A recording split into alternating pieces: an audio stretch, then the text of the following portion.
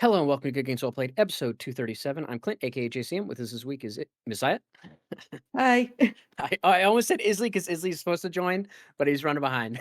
It's not like, but Isli might pop in while we're recording. Oh, speaking of which, there he goes. He's popping He's in right literally now, right here. right, right as we're doing the intro. Um, Isli's here. Yo. Uh, yep, and here we are. We'll start off right away, jumping straight into it with the news. We got the PlayStation Plus for January games lineup announced, um, which includes. Hold on. Oh, there was an update to this article, so I got to make sure that nothing changed. Let's see. Sony's Nami's games list final following the In the morning. last Okay. 12 seconds. Well, it's because the original article is, I guess, a leak because I didn't realize it was a leak article. Because it's Oh, I not see. like the official. So then, like the update was that Sony did confirm that it'll be there. But yeah, the games will be coming to will be Resident Evil Village, Like a Dragon, Infinite Wealth, Expeditions, a Mud Runner game, A Quiet Place, The Road Ahead, Darkest Dungeon 2, and for premium you get Ridge Racer for PS1. And then probably gonna be some other things there, but at least Resident Evil Village being on there is cool to see. And then Darkest Dungeon 2 is interesting. I think I'm trying to remember if the first Darkest Dungeon was ever. It must have been PS1 'cause I did pick it up. I think on console before I picked it up on PC. I can't remember, or maybe I picked on PC and then eventually it came to console because this is quite. I think there might have been a bit of a gap because it's like one of those indie games. But yeah, that's the PS Plus lineup for this week. Yeah, other than news-wise, there wasn't a whole lot. We had more layoffs at Ubisoft. We talked about some Ubisoft layoffs where they let go some of those folks in the Canada studio after they, like a week after they unionized and what have you. But yeah, they laid off about 55 staff at the Division studio, Massive, and Ubisoft Stockholm is also impacted as well, which is interesting that Massive was hit because I think Division 3 is in the works, if I'm not mistaken. So I'm curious, unless they're not using just Massive and they're using some other folks, because yeah, I'm like, if you're working on Division 3 and like Division 2 is really popular, I'm surprised you would let a bunch of people go. I But, mean, I'm not surprised that they would do that because they seem to be on a kick right now of just firing everybody. mhm. But I, I don't know. Maybe they're just done or they're canceling something.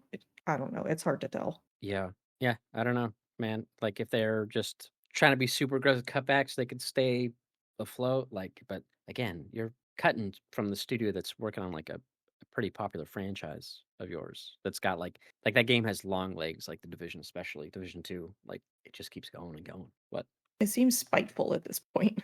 yeah, and I know they canceled some other Division projects that were in the works. There was one that was gonna come out, I can't Heartland, I think it was called, like, that got canceled. I was interested in that one, uh, and so I'm like, "Okay, I don't know what's going on with this franchise anymore," but, I do know that the franchise boss, Julian Garrity, he left, Ubisoft, and he's now working over at DICE, the Battlefield developers, of course. But, yeah, which is interesting that he left, so I wonder if, like, he knew what was coming or like heard rumblings that hey, it's not going well, or like maybe the game's in good position, but the company as a whole, not.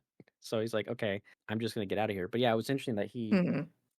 he left, especially as the franchise boss. But yeah, that's hopefully it's in good hands. I mean, it's not like it's got to worry too much about the story. It's like the story's not necessarily the main point of the division. It's more the gameplay and that loop because it's just a really fun gameplay loop you can do in that game. So hopefully they'll be all right.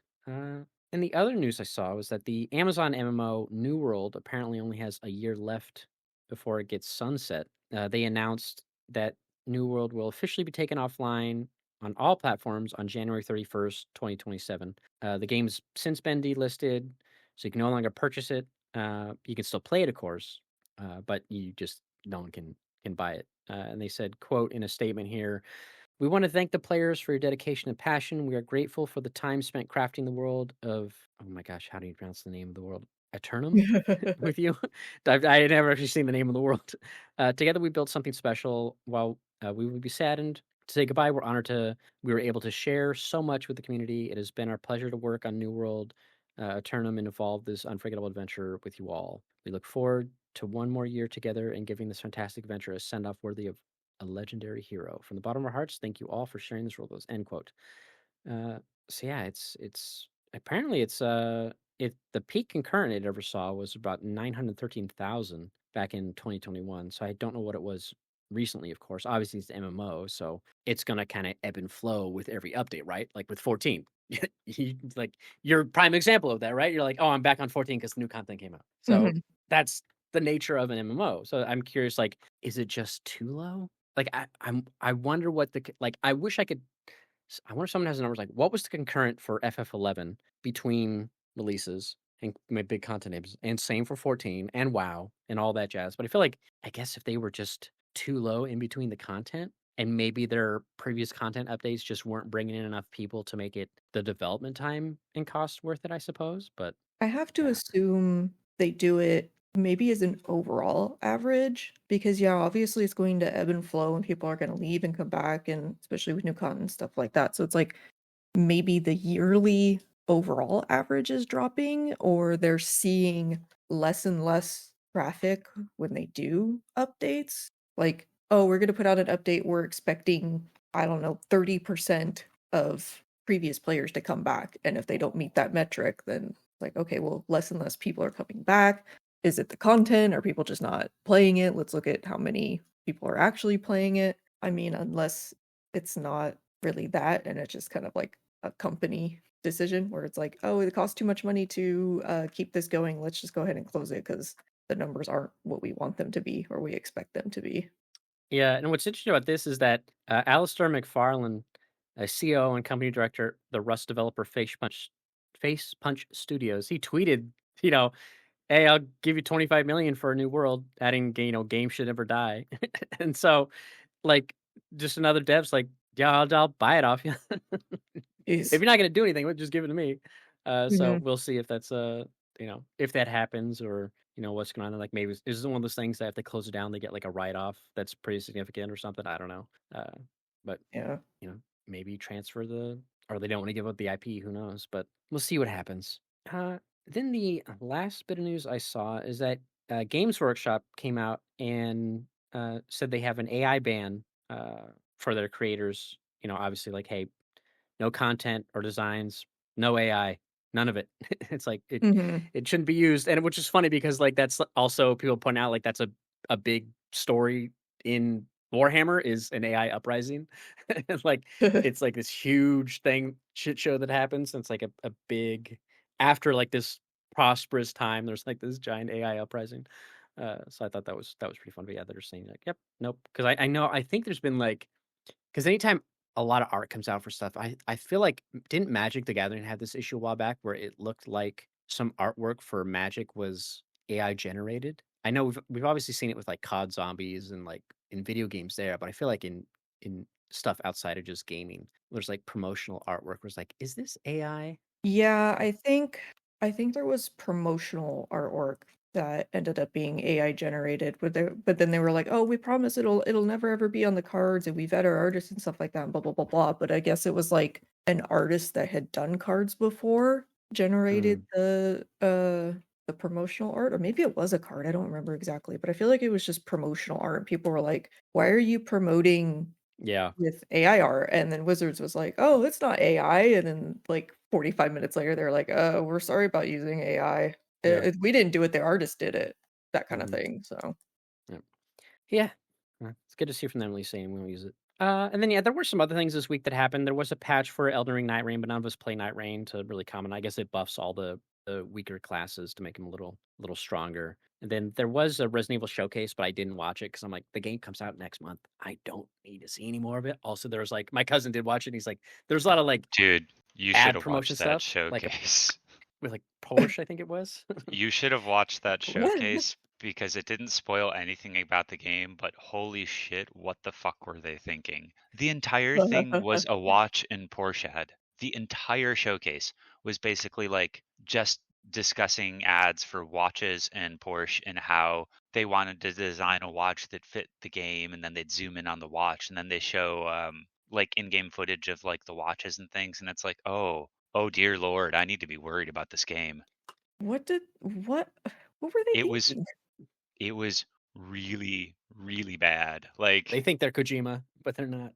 it oh man, it was just like it was really concerning. And it definitely makes me worried about the quality of the game. That's so I weird. I feel like the quality of the game will be fine because this seems more like it's part of the marketing team. Like it's not the development side. Like they're not like, yo, you'll be great is if we did this. So I feel like it'll be fine, but it's just like weird marketing decisions. It just had big energy of like, what the hell is wrong with you guys? Like, why are you doing this? This is so strange. Yeah. Yeah, for sure. Yeah, the way my cousin was describing it to me because he watched it sounded really funny. And I was like, oh, see, that's why I didn't I mean, I watch it. basically watched it and then was like, okay, this is a Yeah. thing. This is a thing. Yeah. Yeah. But again, it comes out so soon. I'm just like, I didn't want to chance it and be like, I already watched the one trailer from the Yeah. Game Awards, or whatever. It's like, I don't need to watch anymore. Yeah, it was pretty safe in that like it didn't spoil anything. It was just kind of weird. Yeah, for sure. But yeah, that was pretty much it. Not a whole lot of other news that was going on. A lot of small stuff, miscellaneous things, stuff for games or that we again. I try to only vet the stuff that we can either comment on or one of us is interested in, and it's like a lot of times it's like okay, just not a lot of stuff that we're all playing, so no need to comment on it. But let's go ahead and just jump into what we've been playing. We were all here last week, so there's no need to prioritize anyone over to see what they played. But we'll start with you, Izzy. Did you? I know you said you were last week. You talked about Donkey Kong. Yep. Yeah, the whole Donkey Kong thing. Did you finish? Because I forget if you said you finished Oh yeah, I the beat Donkey one. Kong before and was just playing through the hard levels, I think at that point of Tropical Okay, okay, Freeze. So I okay, had finished it. okay.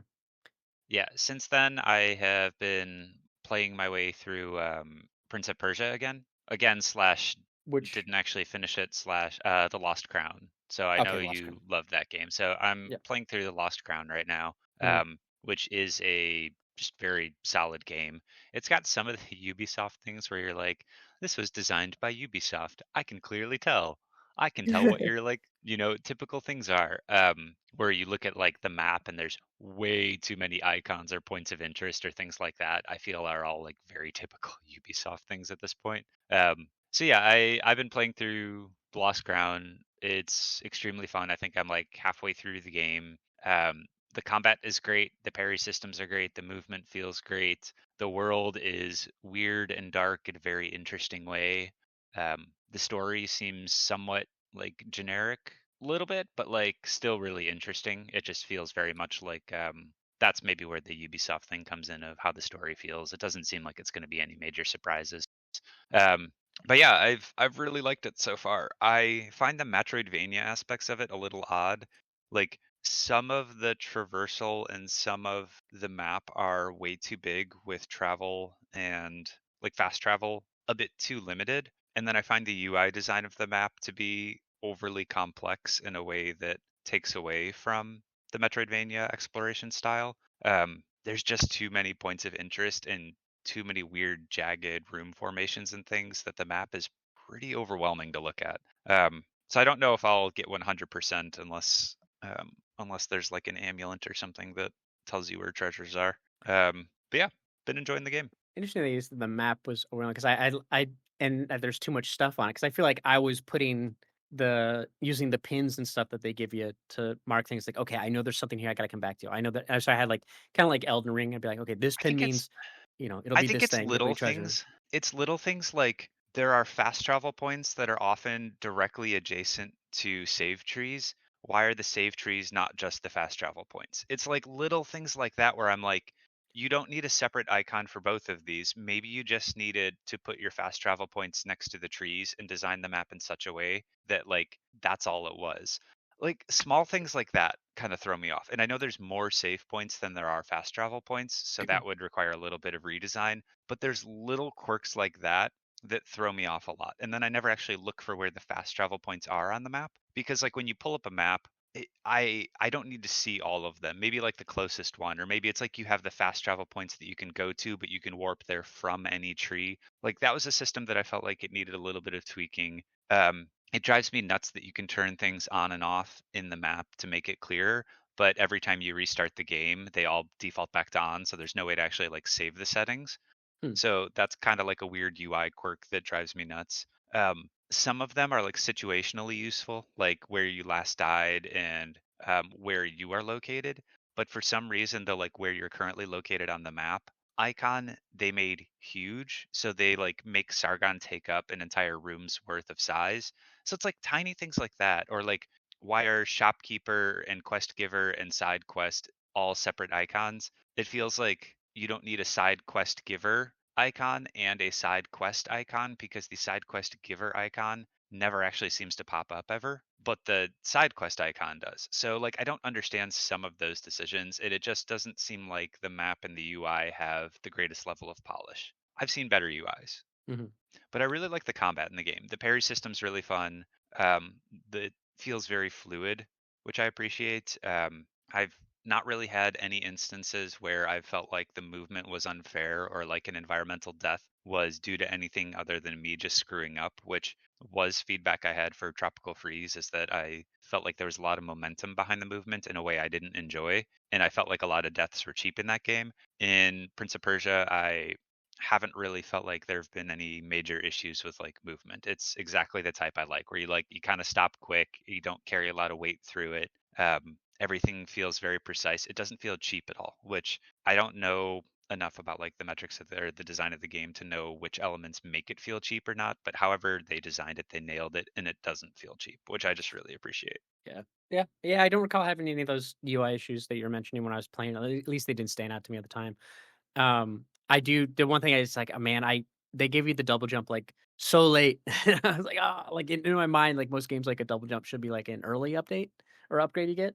But like being late in that game was a little like, oh man, I really want Same the thing double with jump. like Silk Song, where double jump is like the last one. Yeah. But yeah, that's a great game. I do Yeah. really like I like that game. Really good. What about you, Sai? What are you playing? I know you were playing. Oh my god, I'm gonna forget the name of the game now. I had it like I Mhm. was queuing it up and I forgot the name of Mhm. the game. Hold on. Chaos Rings. Yes. Honky Tonk Star Rail. Also, yes. So, listen, I made a list of games that I want to Mm-hmm. play right now, and then I continue to play. It's like And then you play none of them. yeah, it's like games that I want to play, but instead I have decision paralysis, and then I just stare at the wall for Yep. 45 minutes. Um, so I played a little bit of Honkai Star Rail, but I've been primarily playing Chaos Rings. I'm still on Chaos Rings 2. It's making a little bit of sense, but also just in I don't know, it's like a completely different game than Chaos Rings 1 and 2. Like the core mechanics are the same, but the whole premise is like completely different. So I'm like, okay, I see why it's part of the series, but I guess it's kind of got that like Final Fantasy feel to it where it's like the base is the same, but the actual game is completely different. The one thing other than like the gameplay mechanics that links it to the first one is it's completely fucked up and weird. So I'm expecting it to get even weirder. But other than that, Animal Crossing had a big update on Thursday, and I meant to bring my Switch with me to work so I could play it. And also because Friday I had some time to kill after work before I went to a concert with friends. And I forgot that I have physical copy of Animal Crossing and it was not in my Switch. So basically all I did yesterday was play Animal Crossing, and that is what I'm currently doing is playing Animal Crossing, the big update. I haven't even done anything that was in the update. Like they added a whole new like building where you can like invite residents and decorate the rooms. It's like a hotel. I haven't done any of that. I've just been redecorating my house for like hours. I'm Eh, I'm I went to talk to all my villagers. They're like, "Oh my god, it's been like 2 years." I'm like, "Okay, eh. I don't want to talk to anybody anymore." You've been gone. Okay, don't at me. Yeah, I'm like, listen. But it's just basically been all I've been doing. I'm like, why did I ever stop playing this game? I love it so much. I got little guys on my wall and they dance to the music. No, that's funny. Like, I'm oh, back on it's my been bullshit. they should treat you like if you're gone for too long, you should be like they don't quite remember who you are. Like Ah, or like or That do would like be a so dark. that would be like it's so or sad. if they're like if they could have new people show up while you were gone, they should be like, "Oh, I've heard legends of you." Or like you're like you become myth, if too much time goes by. And then like Oh, we didn't think you were even real. We just thought our parents were making you up. I think that would I break some people. I had a moment where it's like I walked up to one of my villagers. They were like, "Oh, hi, nice to meet you." I was like, my s- my heart. Yeah. Uh, That's funny. and they're like, "Oh, wait, it's you. It's been so long." Fuck, I don't want to talk to anybody anymore. It's like that scene from Hook where the lost boy grabs Romulion's face and, like, looks at him and goes, "It's you, Peter." Like, they finally recognize him. Ah, I hate it. That's funny. Yeah. Uh, So I ripped that Band-Aid off. I just went around to all of the houses and was like, "Okay, hi, I'm back." And everybody's like, "Oh my god, you're alive. That's so crazy." And one of them was like, "How dare you leave without telling me?" And I was like, "I'm so sorry." Like apologizing to Pixels, but and they say video games make you violent. And I'm like crying because I left my villagers without telling them. I know, it's been fun. I haven't done the hotel, but they've added so many quality of life, like, updates. Honestly, I appreciate and I also acknowledge that they probably should have been in the game from the beginning. But it's just made coming back to the game a lot easier and a lot more, I guess, engaging would be the term, because you kind of like you vaguely remember how to do things, but now there's kind of a new way to do it, but it's not like messing with your muscle memory. So it's just kind of like, okay, this is fine. Like I'm getting it. So that's been really nice. Just kind of like learning how to do things again, but also not struggling with it, like not learning how to do it again. You're like, all right, I remember this was fucking frustrating. And then it's not frustrating anymore. So that's been kind of nice. mhm, yeah, that's good. Yeah, I listen to podcasts of people who well, anytime there's like a update or they missed updates because they've been doing other stuff and they want to go back to it. I guess it's that time of year because it came out in March of 2020, right? Hmm. Yeah, it was that right before. It was like because it was the COVID game Yeah, for a it came while. out on March 19th, which ironically is the day that lockdown started. Yeah, that's when a lot of people checked it out. So people are getting ready to Mhm. like go back and see like what's changed or if they got like that lull that's happening right now before Resident Evil that we talked about. When we went over the games list that were coming out this year. But They've uh, even added a reset option. So it's ooh, like I hear people all the time. They're like, "Oh, I want to restart my island. It's just too much work to like clean it up and put everything away." But I also don't want to lose like all my progress and my catalog and everything like that. But people would just like start new islands anyway, just because they want to like start over. And that's what they like doing. Same thing of like, when you play Oni or like Frostpunk and stuff like that. It's like I just like the beginning part where it's like getting set up and getting everything rediscovering things. But now they brought Resetti back from the old games, who used to actually scream at you for closing your game without saving first. oh, But now he's like they made him like old and kind of like he's been through anger management or something. And he's like, yeah, well, that whole resetting thing, it's not really a thing anymore. So I'm just kind of like, anyway, I offer this service now. If you want to clean out your entire island, I can do that for you for like 60,000 bells.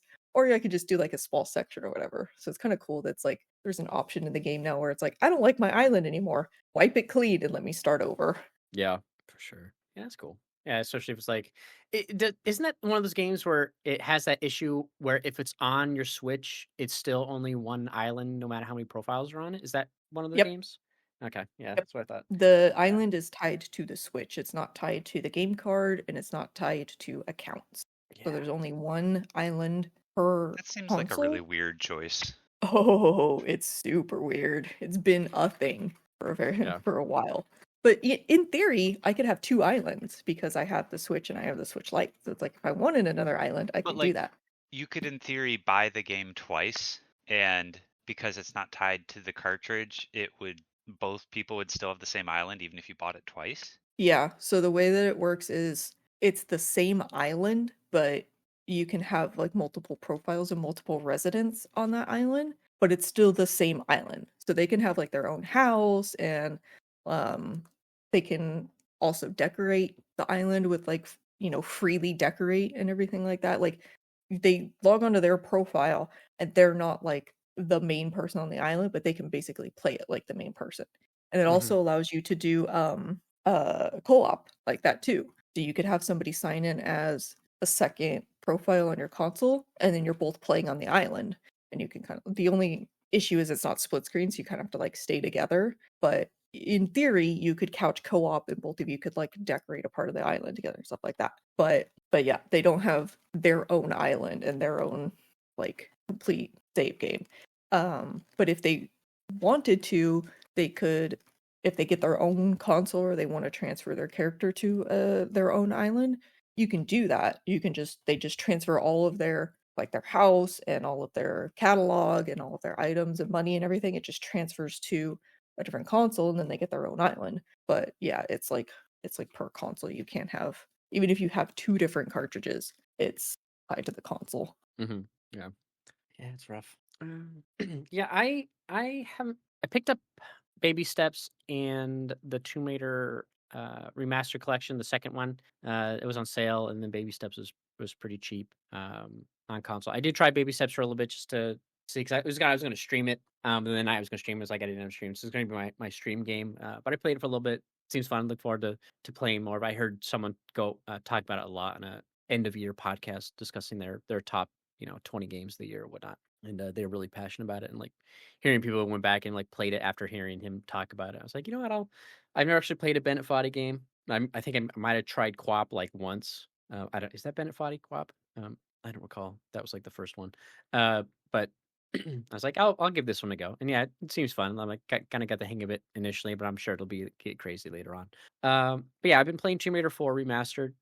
Played a bunch of it yesterday, and yeah, I'm enjoying it. It's I will say it does the one thing I complained about in when I replayed Tomb Raider 2 Remastered was aside from that game being rose tinted glasses and not being actually really good at all is in on the PS1 there's a lot of times where items the way everything's very simple looking in Tomb Raider, right? As far as graphics go. So like if there's a switch on the wall or there's an item for pickup, all the items and like the switches are like items especially are indirectly lit. So they're very shiny. And you see them from far away. And then usually objects on the walls, that's a switch or something you can interact with, is also either shadowed in a way that like stands out. It's like, hey, this wall is clearly destructible. It's like that thing. And then same for certain walls that you can interact with and stuff like that. It's like they're lit in a way to where when you look at it through the remastered, you don't see a lot of those items initially until you get closer. And then it does a little bit of an item highlight, which you can turn off, I guess, if you want.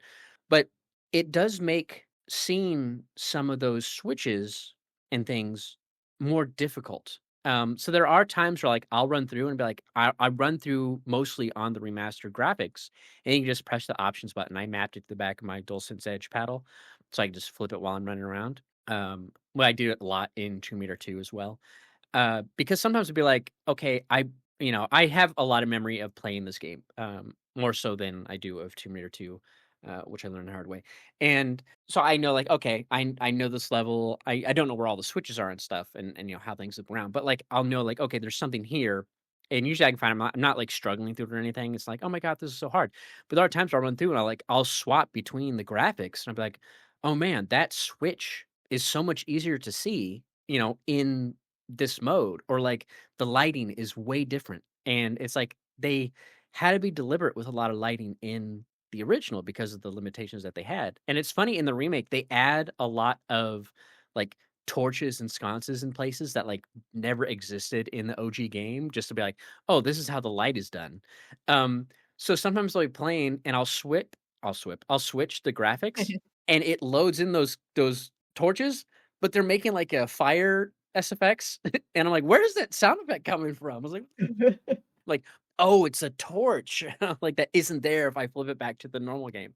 Um, so there is that where I'm like, I feel like they didn't quite, like that's like that design is the original yellow paint. Like it's like we have limitations. We need to make sure. Also, it's like because you can only make it look a certain way as well. It's like, but it's like the player can see like, hey, this is an interactable. Here's an item you can pick up. You can scan a room, and the thing that stands out because everything else looks so simple. It's like to go there, yada yada. So that can be a little annoying in the remastered graphics. And then I do like when they have like whenever they have I guess a bitmap of an image and they have to angle it like 45 degrees for a ramp so the wall is also angled. So they have like these they just take the panel and they just rotate and stretch it. You know what I mean? So it's not even like properly aligned. It just looks weird. But then when you switch to the remastered version, it's like, okay, they fixed it and they made it look proper. And they also, I was reminded that, just like in Tomb Raider 2 remastered, they make the ladders actually look like ladders and not just like lines on the wall. I was like, okay, this Oh, to yeah, yeah. indicate to the player that this is a ladder. And I also forgot that 4 had that crawl mechanic where like, oh, you can crawl in alcoves, but like it's so annoying. I also forgot how in so I'm not that far. I'm almost to Alexandria. I'm on the desert railroad. It's essentially the last level of Karnak, that whole subsection. And I forgot like in and maybe Tomb Raider 2 was like this, and I just put it out of my head after we played it. But there's less linearity in the level design in 4 than I remember. Like when you get to Karnak, the Temple of Karnak, like the 3 levels that are in that area, like there's Temple of Karnak, there's the Great Apostle Hall, and there's a Sacred Lake. And you rotate through each of those maps, unlocking and getting items to help you progress in different sections of each map. And I don't remember it being that, tied together, in the other games. I think maybe in Tomb Raider 2, there are some of those underwater levels that suck ass, where you have to go back and forth a little bit between them. I don't remember having to as much as you do here, but I was like, "Damn, I'm actually going back and forth a lot." Like, it's funny because there's that one bit where you have to and I'm sure unless anybody plays it or remembers it, where there's this one section in, uh Karnak where it's like there's this water and you can't swim past a certain point because there's like a current that you can't see that's happening. So you have to find these canopic jars and then you insert them into these alcove spots and then suddenly the statues drop down this Jesus sand that lets you walk on the water somehow. And that's you progress. But like I forgot I had the canopic jar, I had one. I was like, where do I put this? And like in the remastered version, the graphics are a little different than when I switched it back to the normal version.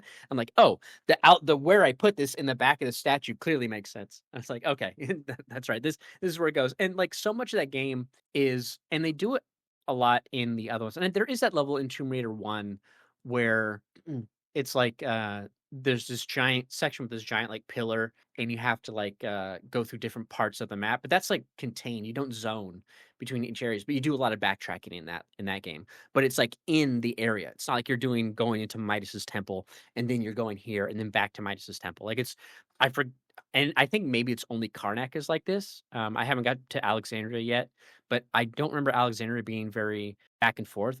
In my head, it's also very linear. Like you go to Alexandria, you do the coastal ruins, you get eventually to the Temple of Poseidon, Lost Library, yada yada. But we'll see what happens when I get there.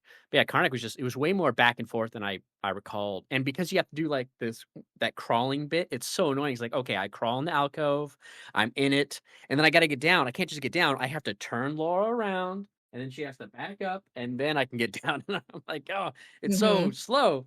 Uh, and I don't know, maybe the modern controls make it faster because you can play with modern controls and she moves a little quicker, but I don't. I'm like, I just play tank controls old school. But yeah, it's really fun. I'm having a lot of fun playing it.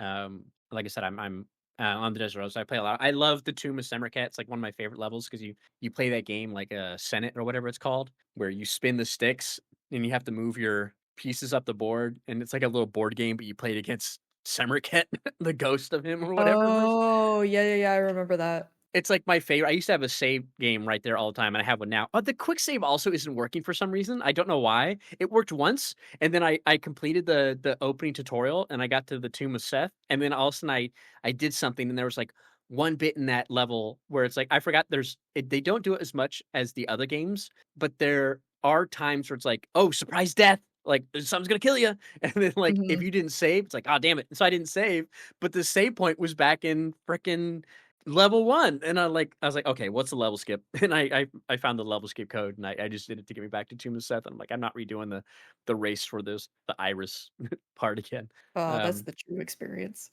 but, uh but yeah, I didn't realize, like because 'cause I've never lost that board game against, Semirkет, so when I won, and then I beat the level, I got a trophy for complete this level while having beaten the game as well. Like, I beat the mini game against Semirkет, and I beat the level, and it's like 1% of people got that trophy. And I was like, Wait, so if you lose, you have to do a different path in the level? Like, I'm guessing it's Mhm. harder? And I was like, I didn't know that. Like, I must have forgot that lore that, oh, you have to do something harder. But, and I love any time in that game when, like, you're underwater and it's like, "Oh, I'm going right or whatever, going left doing this," and it's like, "Okay, there's a little space I can swim through," and I find something and it does like the little like, the treasure secret room found sound effect. I'm like, "What do you mean secret? Like, it's a tunnel, I just swam down it." And the other one's like, I climb up a ladder and I go somewhere, it's like, I'm like, "I just climbed up. I didn't find a secret. It's like, it's here."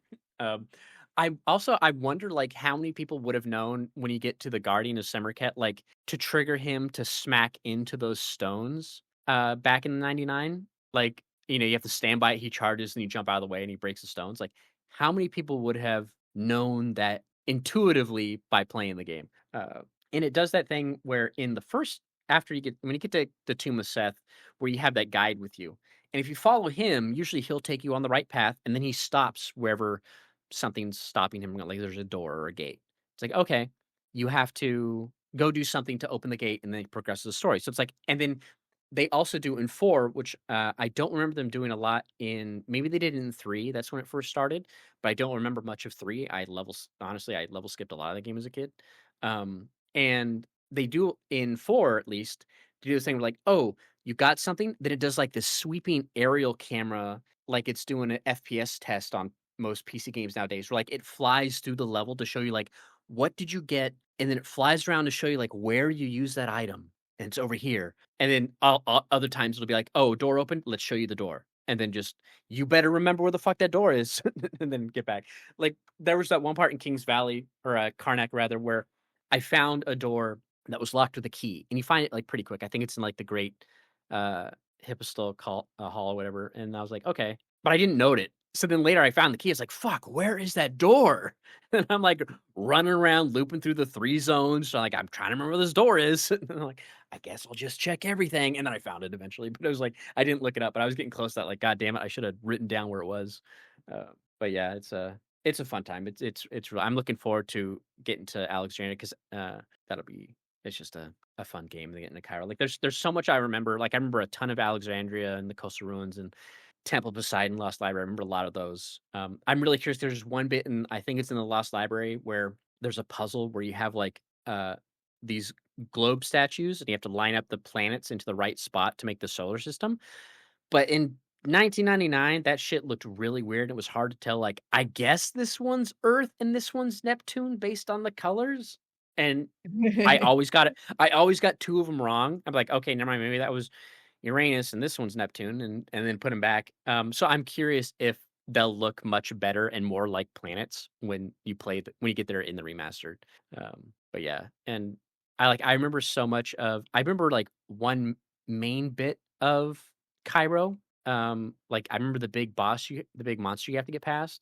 I remember that, and then I remember a lot of, like, climbing up the Great Pyramid. But there's a lot of, like, parts of those because there's, like, what, like, 9, 10 levels that make up the pyramids of Giza, and Cairo's, like, 6 levels or something. So it's always, like, groups of levels in the one section. But I'm making sure, like, I save all the time just in case some shit goes down. Because there's, like, one puzzle where you have to, like, step on all these lighted tiles, and, like, if you mess up, you can't go back because then it makes the first tile catch on fire, and I'm like, "I don't know how to reset this puzzle because I can't pull this thing because the thing I pulled was to open a door for the dude downstairs."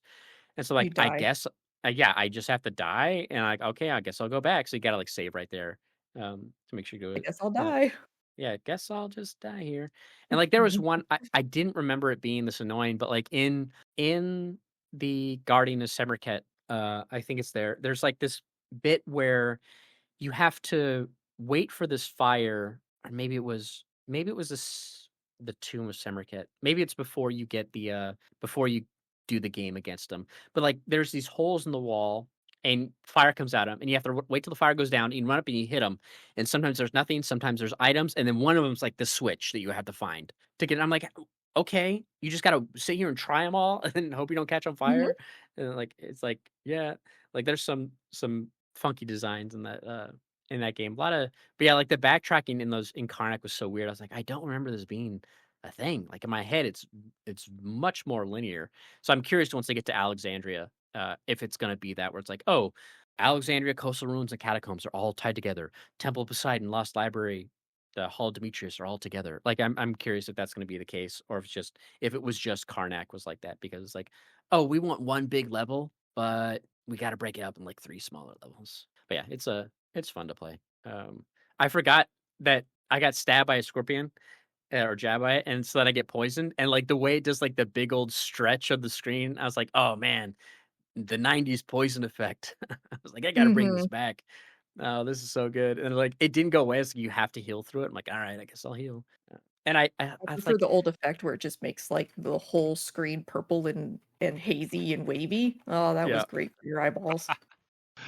That's like the I old Nintendo effect, I feel. The Yeah, purple screen and wavy. yeah. yeah, I'm also like, does anybody use the flares in these games? Because I'm like, I have like 130 something flares. I'm like, I don't think I ever use them ever, even in maybe a bit in Tomb Raider 2 Remaster, but like I hardly ever use the flares in these games. I just like go through. So I'm curious, like if especially in the remaster, like they add so many extra light sources because they don't have that fake indirect lighting that I don't know. I'm like, I guess maybe you would have to use these somewhere, but like the problem is you can't use weapons while you have a flare out. So it's Mhm. just weird. And then yeah, I don't know. Although also there's that one bit where like you have the scarabs from the mummy attacking you, but they don't attack you when you have the torch. But then you have to hit these switches, but in order to hit the switch, you have to drop the torch. So I'm like, you throw the torch and hopefully it lands in a spot where it keeps the beetles at bay, so you're not getting chip damage when they gnaw at your feet. And then you reach in and hit the thing, and like, oh, nope, it's not. Okay, pick up the torch, go back. Oh, the torch is too close to the object I can interact with, and now I can't tell which one to do. It just picks up the torch by default. I can't hit the button.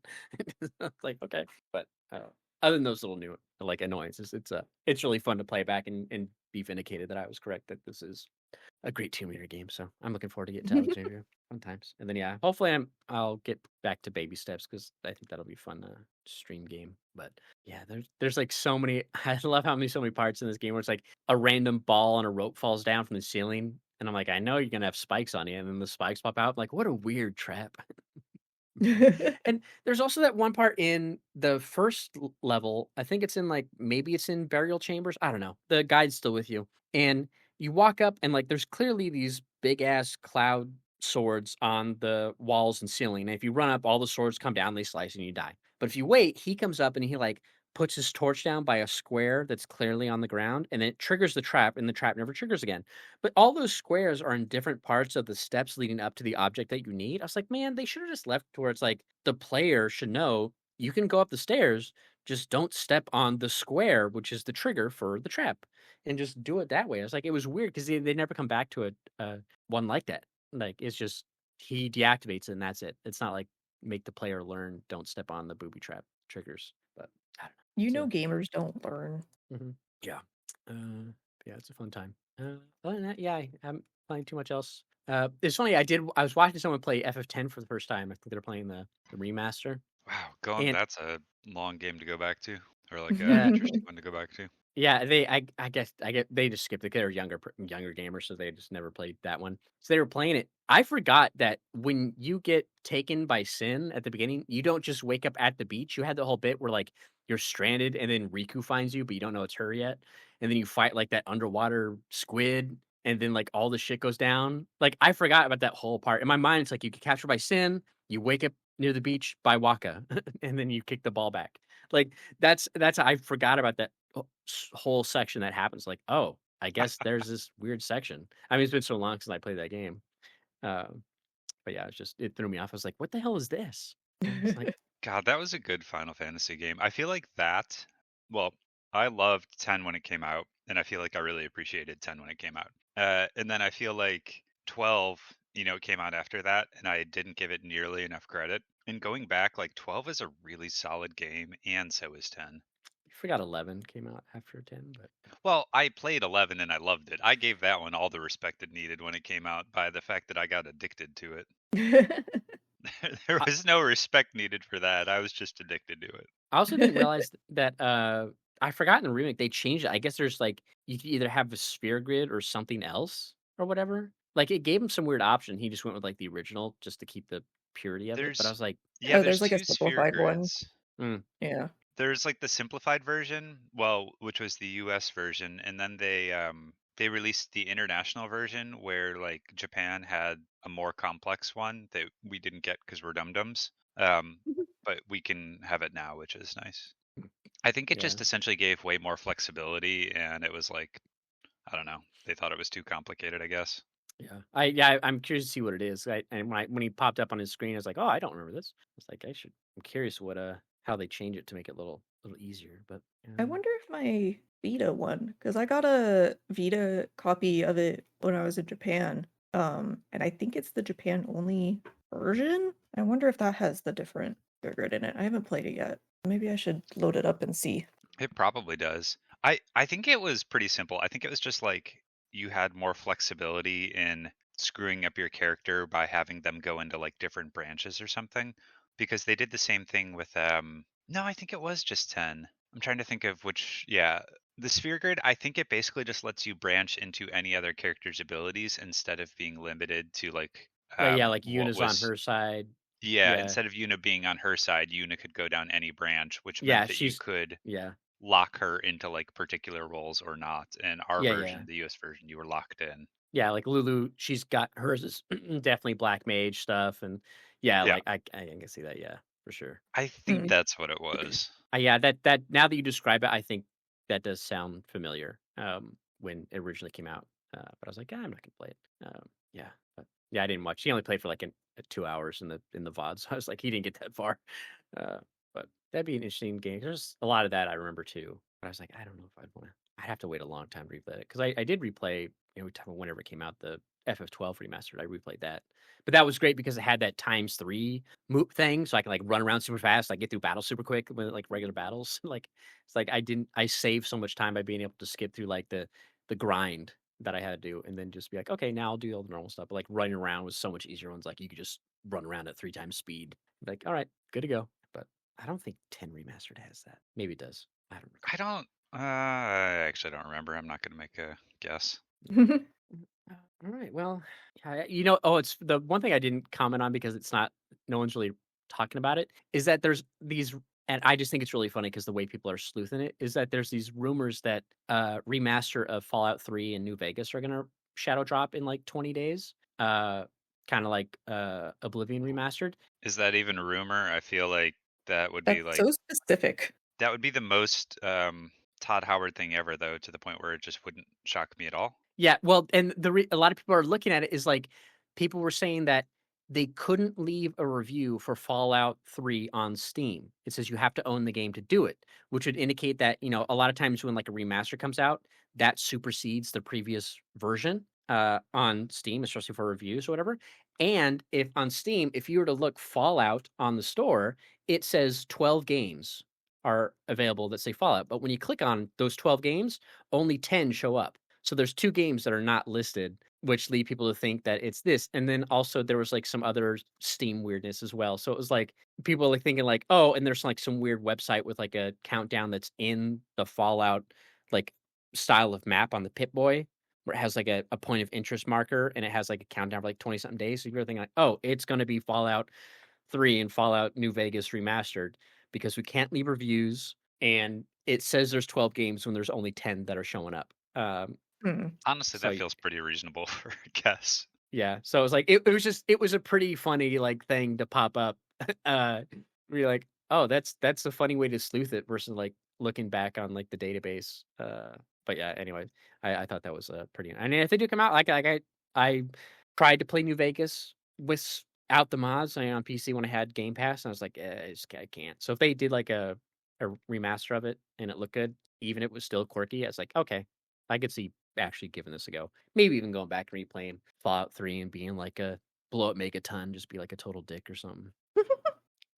But yeah, we'll Fallout see. 3 was great. Fallout 4 was, or Fallout New Vegas was also great. I'm surprised you never played that one. Well, I never played it because it must have been like whenever. What year did Fallout New Vegas? I played Fallout 3 on PS3, obviously. Fallout New Vegas release date. It came out 2010. Oof. So what was I playing in 2010 that would have distracted me? Because I came out in October October 2010. PS3 games 2010. Man, I'm just really curious. There's a lot of big games. I mean, Red Dead Redemption came out that year. God of War 3, Assassin's Creed Brotherhood, Heavy Rain, Final Fantasy 13, BioShock 2. Well, I didn't play BioShock 2. Let's see. Best PS3 games of 2023. You Let's didn't see. play BioShock 2?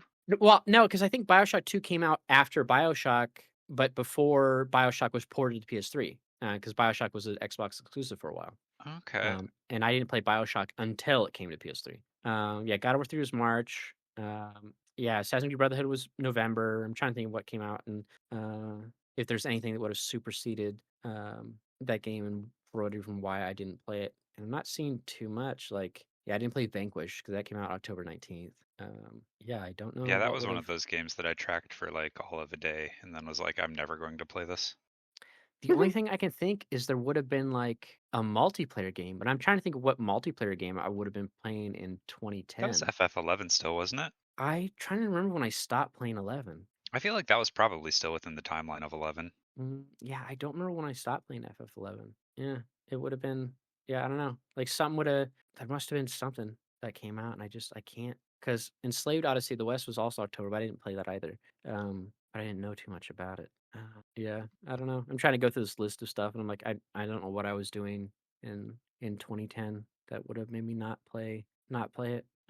I know that was like a time also where I wasn't tied into like gaming sites. You know, there weren't any podcasts back then, or if there were, there was like very few.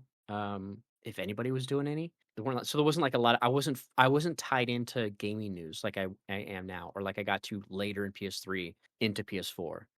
So I probably just had no idea it was coming because I wasn't looking at that stuff. Medal of Honor came out, so I must have been playing Medal of Honor. I did play that relaunch that came out in October, so I guess that's what it was. That's what I was playing. Yeah, I just wasn't like playing a whole. I wasn't paying attention to a whole lot of game news, so it's like I had to. I don't know how I paid attention to what was coming out. Anyways, you know, I was playing a lot of single player stuff. I guess I could have been playing Rainbow Six Vegas too, maybe a lot still. I don't know, but yeah, I just never played it. Anyways, all right. Well, I guess that'll do it. Hopefully I'll have a 2 meter done so I can comment on the rest and get my final thoughts and see if it's still holds up. And then hopefully hoping I can stream baby steps, play some of that, fall down the hill, have to climb back up again, all that jazz. But yeah. All right. Well, go ahead and wrap it up for this episode. So thank you all for listening. Thank you, Isli. Thank you, Sai, for joining. Mhm. Yep. And we'll see you all next time. Later. Bye.